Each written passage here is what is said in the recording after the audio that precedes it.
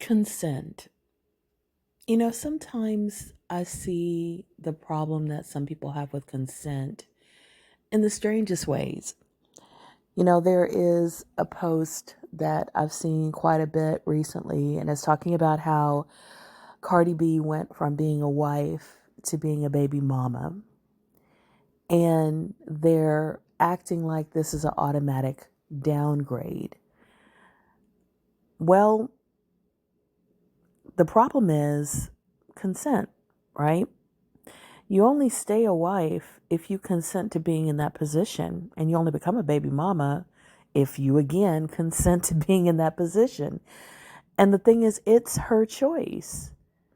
When a woman is married and that marriage becomes much more painful than it's worth, and there's nothing in it that she wants to stay for, fight for, sacrifice for, then she may decide to leave that marriage.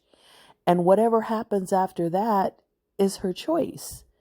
It doesn't have to be what somebody else would agree with. It doesn't have to be what somebody else thinks is an upgrade. It is her choice. The same thing happens when people will say, oh, you went from being a wife to now having to do everything. Now you've got the kids full time. You got to take care of the house full time. You got to do all this on your own. Now, why would you choose that? That doesn't sound smart. Again, that is their perspective.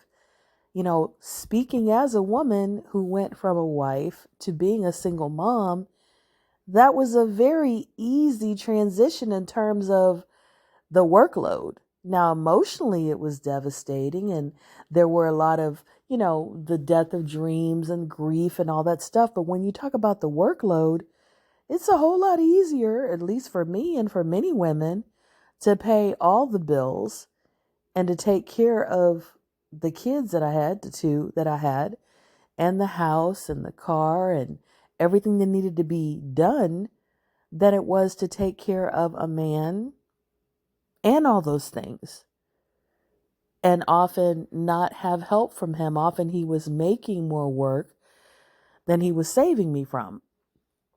So again, the assumption is that there's a downgrade when a lot of women glow up after a divorce. So whether she ends up as a baby mama, whether she ends up as a single mama, whether she ends up as a single woman, the whole idea that there's a downgrade, that there's this loss of value or status or whatever, is an opinion, because most of the women who have been through it don't see it as a downgrade. They don't see it as something negative. In fact, they see their life after divorce as better, as a glow up, as an upgrade.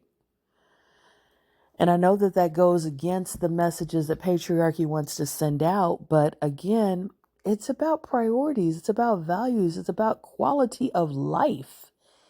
And the thing is, marriage does not guarantee a better quality of life than singleness for many women. And being a married mother doesn't mean that you're not a married single mother. Being a married mother isn't always better than being a baby mama.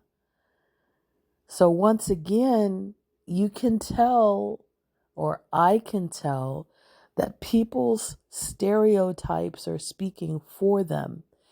And their stereotypes may not be reflective of the experiences of a lot of women, or even the stats.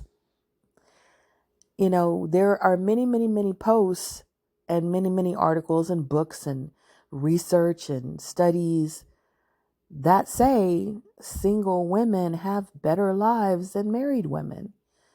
Now, of course, we know that they're comparing all single women to all married women that they have studied or that they have data on. And we know that in that group, There are some single women who are miserable and some single women who are ecstatic. And we know in that group there are some married women who are miserable and some married women who are ecstatic. But when we're talking about averages, when we're talking about the data, we're talking about the overall findings. And the overall findings are that marriage is not an upgrade for women in most cases. It's a downgrade. So keep that in mind when you see these posts that act as if any married woman who gets divorced is downgrading herself to being a baby mama, or downgrading herself to having a boyfriend, or downgrading herself to, dating, because that's an assumption. It's not a fact. May you walk in synergy.